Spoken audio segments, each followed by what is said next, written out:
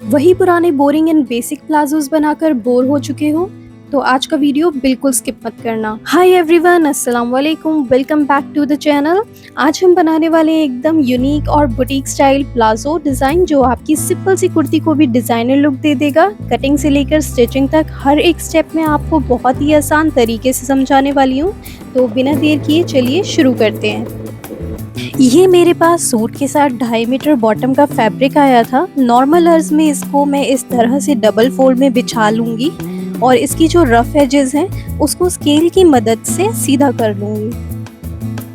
अब जो प्लाजो की लेंथ है उस साइड हमें मार्जिन मार्क करना है 0.5 इंच का पूरी लेंथ की तरफ। साथ ही हम पाइचे के फोल्डिंग का मार्जिन 2-2 इंच पर मार्क कर देंगे।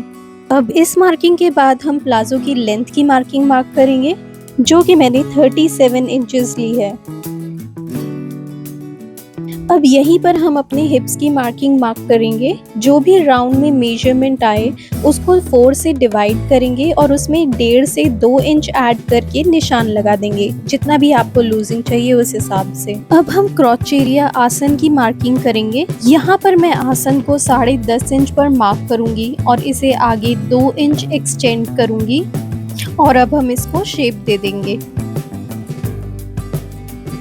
इसके बाद हम नेफे की मार्किंग करेंगे इलास्टिक डालने के लिए। तो यहाँ पर मैं 2 इंच पर इसकी मार्किंग करूंगी। अब पाइचे की मार्किंग के लिए सबसे पहले हम सेंटर मार्क करेंगे। जो हमने हिप की मार्किंग दी है उसको हाफ हम यहाँ पर सेंटर मार्क कर देंगे। हमने 11 इंच मार्क किया था तो 5.5 इंच पर मैं इसकी सेंटर की मार्किंग दे रही हूँ। अब मुझे अपने पाइचे 9 इंच रेडी रखने हैं तो मैं 8 इंच के फ्रंट पाइचे कट करूंगी।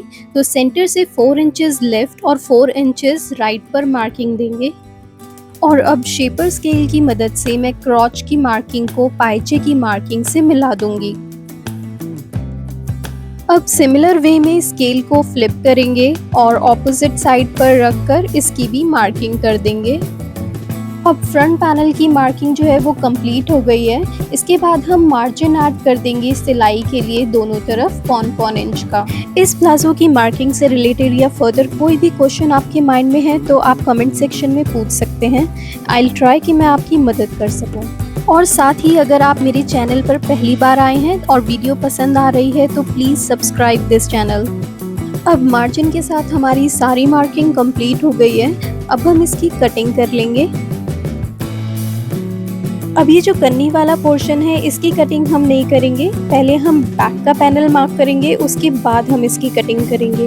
अब जो हमारा रेस्ट फैब्रिक है उसको मैं एज इट इज़ ही फोल्ड रहने दूंगी और अब फ्रंट पैनल को इस पर सेट कर लेंगे कुछ इस तरह से।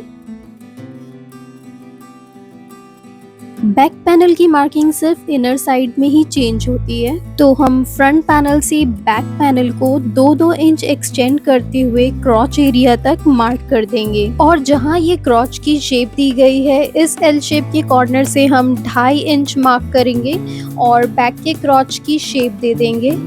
इसके बाद बैक पैनल के आसन को भी नेफे की तरफ से एक्सटेंड कर देंगे। मैं इसको 2 इंच पर मार्क करूंगी 6 से 7 इंच तक।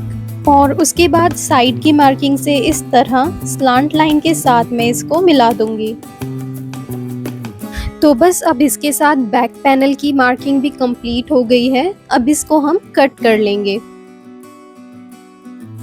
अब हमने जो कन्नी वाली साइड पहले छोड़ दी थी फ्रंट पैनल में, अब दोनों पैनल्स को एक साथ कट करेंगे। सभी पैनल्स कट हो गए हैं। अब बारी आती है इसकी स्टिचिंग की, जो कि बहुत ही इजी प्रोसेस है। दोनों साइड के एक एक पैनल ले लेंगे और कुछ इस तरह से सेट करके इनकी साइड्स को सिल लेंगे। सिलाई से जोड़ने के बाद दोनों पाइचे कुछ इस तरह से लगेंगे। अब डिज़ाइनिंग के लिए पहले मैं आयरन से इसकी सिलाई को ऐसे क्लीन कर लूँगी ताकि कोई बीच में बल ना आए और जो फोल्ड का मार्जिन है उसको पूरे पाइचे में मार्क कर लेंगे।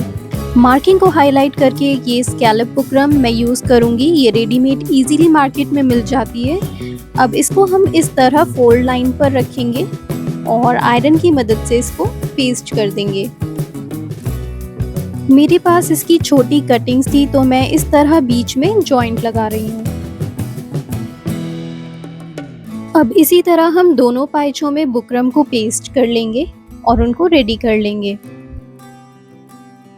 अब जो नीचे एक्स्ट्रा फैब्रिक है उसको फोल्ड कर देंगे स्कैलप के जो एजेस हैं उसके नीचे नीचे।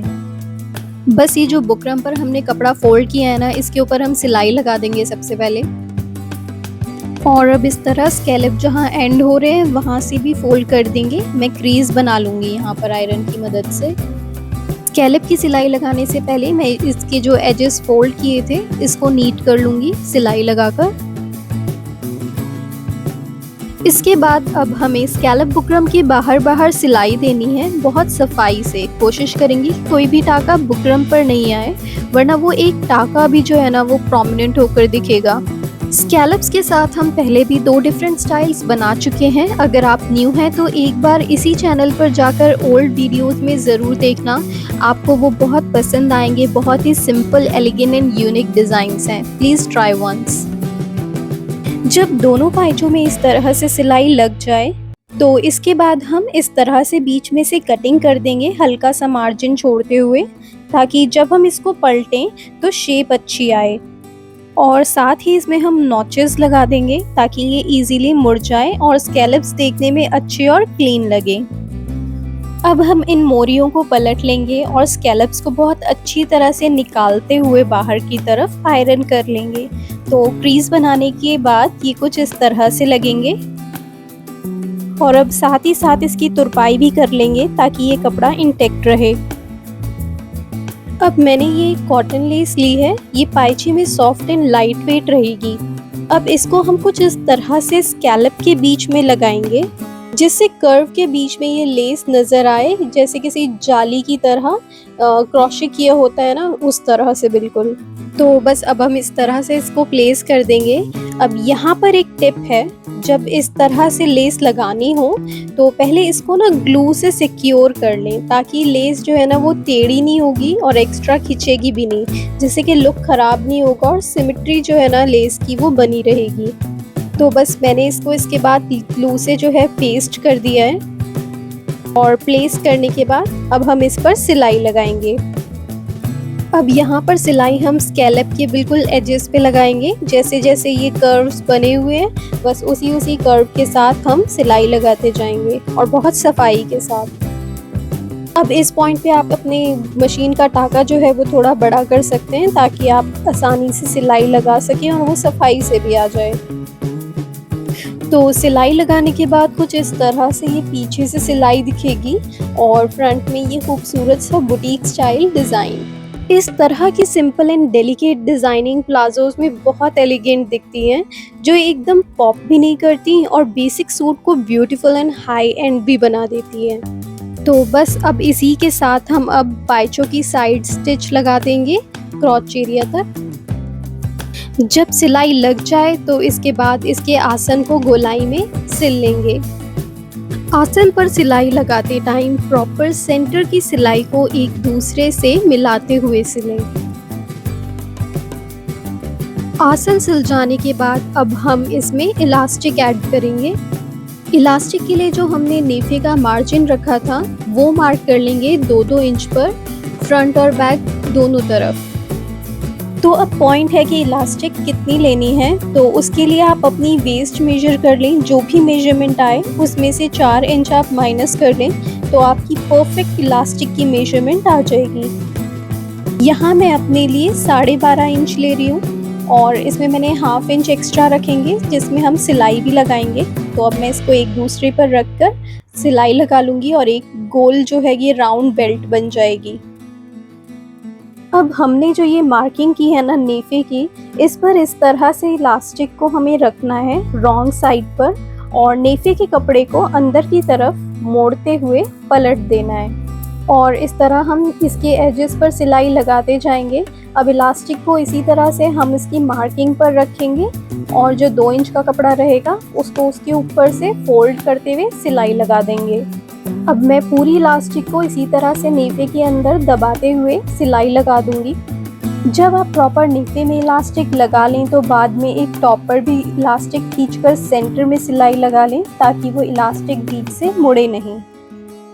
तो इसी के साथ प्लाजो पैंट बनकर रेडी हो गया है। जैसा कि आपने देखा कि कैसे बॉटम में स्कैलप डिज़ाइन पर हल्की सी लेस लगाने के बाद लुक कितना एनहेंस हो गया है। बिल्कुल बुटीक स्टाइल एंड रेडीमेड जैसा। अगर आपने मेरे साथ ये कटिंग स्टिचिंग ट्राई की है तो मुझे कमेंट सेक्शन में ज़रूर बताना कि आपका प्लाजो कैसा बना और आपने इसको कौन से फैब्रिक पर ट्राई किया। और अगर आपको ये वीडियो थोड़ी भी हेल्पफुल लगी तो इस वीडियो को लाइक और मेरे इस चैनल डिज़ाइन विद यास्मीन को सब्सक्राइब ज़रूर करना। Thank you for watching. Bye.